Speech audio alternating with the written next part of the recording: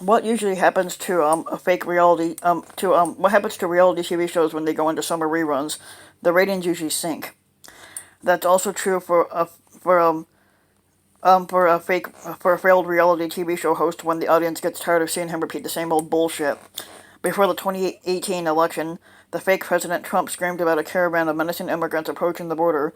For the 2020 election, he is fear-mongering by shouting about chaos and anarchy in cities run by Democrats. As with all reruns, the ratings are going down. Now Trump is whining like the little bitch that he is, as always. Last week, he stood in the White House briefing room in front of a national television audience and asked why Dr. Anthony Fauci is popular than him. Fauci, he has said, has got this high approval rating, so why don't I have a higher approval rating with respect to the virus? Because you failed on the virus, that's why you don't have a high approval rating, you fat fuck. Then he complained about the Dr. Deborah Birx also having a higher approval rating, more popular than him, and he says they're highly thought of, said a frustrated Trump, but nobody likes me when nobody likes you because you're a fat fucking piece of shit. And then he goes on to claim, oh, it can only be my personality. Well, people don't like your personality anyway, you fucking ignorant fuck. It's hard to believe, but with more than 150,000 people dead from the coronavirus and the economy suffering from the worst GDP numbers in history, Trump is more focused on himself as always, and specifically his loss of popularity. Could it be that this audience has good reason to disapprove of his failure to protect the American people from the deadly virus? Could it be that the failed businessman who ran for the White House as a reality TV star has shown a lack of empathy as Americans struggle with the loss of loved ones, loss of jobs, and the loss of normal life experiences? Trump's disastrous mishandling of the pandemic has killed off summer music concerts and summer blockbusters at movie theaters.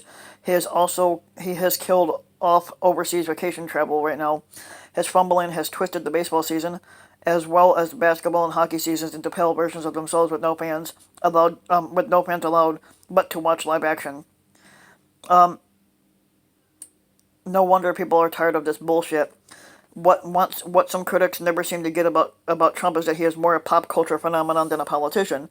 And the 21st century fascism will not come from concentration camps and swastikas. It will come with the smiley face and a TV show Michael Moore, the liberal filmmaker, observed in 2018. It was that TV show that made Trump a beloved figure in the United States. Moore added, "People loved watching The Apprentice. I didn't." The insight is in keeping with something I first heard from the late right-wing provocator Andrew Breitbart. He said politics is the downstream of culture.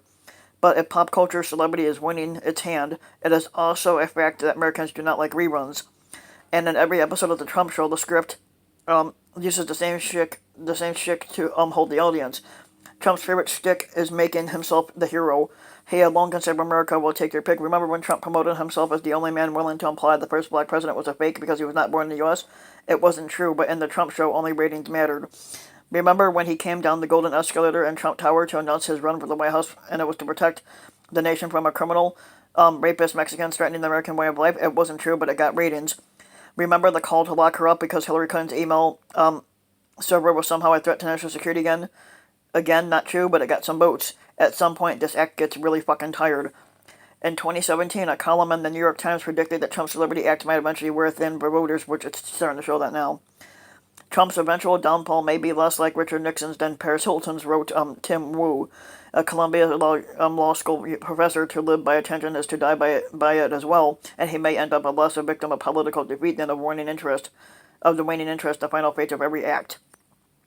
Even more troubling for Trump is that there are new celebrities to replace him, such as Fauci. It was Fauci who was invited to throw out the first pitch for the first baseball game of the season, not Trump. Trump then announced that he was going to throw out the first pitch of a Yankees game. Within days, the word got out that the Yankees did not invite him and knew nothing about it. They did not invite Trump to throw out the first pitch soon after Trump announced he couldn't make it. Trump also had no role to play in the national celebration of the life of the late Representative John Lewis.